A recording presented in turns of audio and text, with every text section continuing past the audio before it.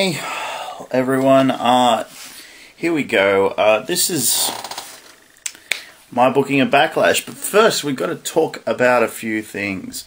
The draft happened, and it happened a little differently in my world. There are some certain people that are on Raw that were on SmackDown originally, and some people that were on SmackDown that were on Raw originally. So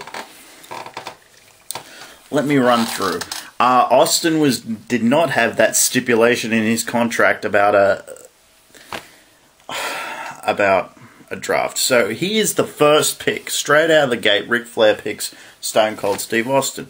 On the other side of the coin, the first pick is Vince McMahon's Rock. So from here on out, I'm just going to give you the list from Raw first. So it's Austin, the entire NWO, which is Triple H, Nash, Hall, and X-Pac. I'll get into why Hogan is no longer a part of the NWO a little later. RVD, Kane, Booker T, Test, The Big Show, Matt Hardy, Jeff Hardy, Lita, Bradshaw, Faarooq, Raven, Mr. Perfect, Sean Stasiak, Trish Stratus, Jazz, Al Snow, Goldust, Hardcore Holly, Big Boss Man, Justin Credible, Crash, Perry Saturn, Molly Holly, Ivory, Tommy Dreamer, Steven Richards, and Terry. Now, if I'm missing anyone there, I'm sorry. I did the best research I could to find out how many picks there were. Apparently, some people had not officially debuted yet, and some but were actually on the roster. So, yeah. On the SmackDown side of things, The Rock, Kurt Angle, Undertaker, Brock Lesnar, Edge, Chris Jericho, Chris Benoit, Bubba Ray Dudley, Devon, Hogan, William Regal, Maven, Tajiri, Hurricane, Spike Dudley, DDP, Tori Wilson, Val Venus, Godfather, Lance Storm, Christian, Billy, Chuck, Rikishi, Mark Henry, Albert, Scotty 2 Hotty, Stacy Keibler, and the now retired Taz, as well as Jacqueline. Now, Jacqueline was just someone that was left off my roster, and that's why she was just shoved in at the end there on SmackDown, because SmackDown apparently got an extra pick because of the draft of the NWO originally anyway, so yeah, and I'm just trying to add things up. And it's not like Jacqueline was rocking up the Divas division anyway. So, certain tag teams are still together. Well, that was because after trying to break them up, I got the vision of hindsight that was not such a good idea. And, like, I know Bubba Ray did really well, but it was like Devon that didn't do well, so anyway. So, onto the Backlash side of things, in a WWE Cruiserweight title versus Mask. Tajiri, I don't know, well, Mask, okay, stuff it. Tajiri has won back the Cruiserweight title. I can't remember why I put them Mask on the line. Okay, I stuffed up, but okay. Tajiri has won back the title. He's cheated. He used the green mist to win it back, and now it's title versus Mask. Hurricane, of course, wins the belt back anyway. So yeah, I know I did some jobbing there, but like I just stuffed up on this thing. I didn't mean to, but I wanted something else to be there.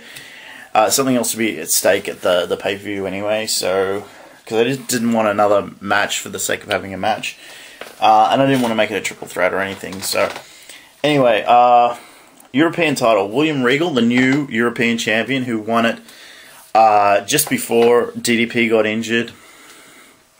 Sorry, no more DDP in this thing. Like I said, I checked, he was gone. He'd had that match with Hardcore before, so William Regal, who is now a full-fledged member of the SmackDown roster, and has been hanging out with Lance Storm and Christian recently. We see the beginnings of the Un-Americans here, as far as on SmackDown.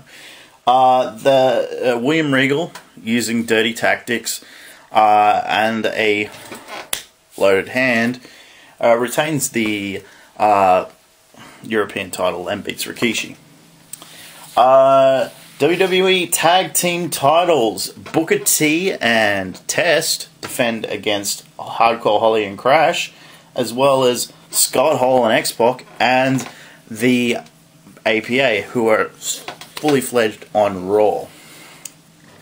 Now, Scott Hall, this is a 1-pin fall to a finish. Scott Hall pins Crash Holly. And that's how it goes down. And now the NWO not only have the Undisputed title, but they are the Tag Team Champions as well. Hardcore match. Hardcore title match. Tommy Dreamer versus Raven with Steven Richards in his corner. Steven Richards and Raven have renewed their friendship and are now somewhat on and off again tag team, but their focus right now is on the hardcore belt, and Raven wins it here. I don't mind jumping this belt around too much. It's just a little bit less than what it was before. And yeah, I'm going to restart the Tommy Dreamer can't beat Raven thing on this as well. Okay, the Dudleys have reformed, all three of them, and they are going to take on Billy, Chuck, and their new manager slash also competitor, Rico. The story behind this one is that the Dudleys have reformed, and Billy and Chuck and Rico have rubbed Bubba Ray, Devon, and Spike the wrong way due to Billy Gunn and Chuck beating up on Spike after Taz is retired, and Billy and Chuck are kind of responsible for Taz retiring as well as Rico. So yeah. Rob Van Dam versus Eddie Guerrero. I've got no reason to change this. Eddie Guerrero comes in, and essentially the same story happens. We're gonna do that thing. Kurt Angle and Edge, same thing. There was a great angle. I'm gonna keep going. We're gonna do the exact same angle. Kurt wins this one, but Edge comes out of it looking strong. Alright, so here's the big change. Because Undertaker is on SmackDown now, we've got to figure out what to do. After the draft, Austin and Kane are the really main people competing against the NWO. Austin is trying to get his #1 contendership. Now, Ric Flair has sort of said, well, I can't give you a title shot, but I can give you a taste, because the Big Show has joined the NWO now. He joined it by a similar situation.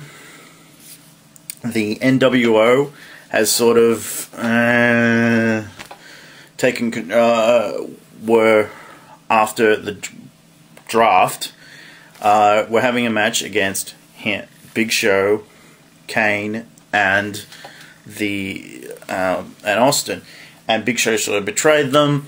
It ended up in a 4-on-2 situation, and Austin kind of wants some revenge, and Ric Flair's doing the best he can to help him out.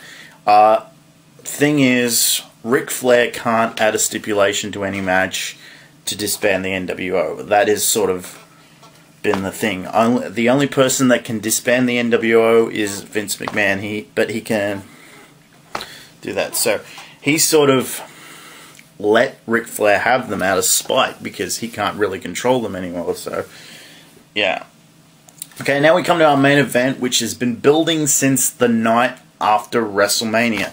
The night after WrestleMania, Hogan wanted Triple H to forfeit the belt to him, but didn't work that way. So you have the NWO, except for Triple H, on one side of the ring. Triple H is like... and we've been getting some babyface chants for Hogan, and initially, yeah, he's like, give me the belt, give me the belt, give me the belt, and Triple H is like, no. And then Scott Hall, Kevin Nash look at each other, and like, boom, they jump him and they start beating the hell out of him. And I imagine that the crowd would turn, but if they didn't, I would say, well, look, if they don't turn on you, I'd say, go, take it a step further. So eventually they beat up on Hogan. He has to take some time off, and this is his first match back since WrestleMania. So it's not Hollywood Hogan, it's not Hulk Hogan, it's just Hogan. He's coming back, and he's come back in the red and yellow. Same sort of deal. He's come back. He's doing the poses and everything. He's coming out. He's even coming out to Real American, sort of thing. So yeah, we're going that far with it. So it's Triple H versus Hogan, and like, I considered having him win the strap, and probably he would. So I'm going to say Hogan goes over here, but there's going to be a rematch at the next pay-per-view. I'm going to add a little something there so Hogan doesn't lose anything. But yeah, so even though they're losing something, they're going to get something back.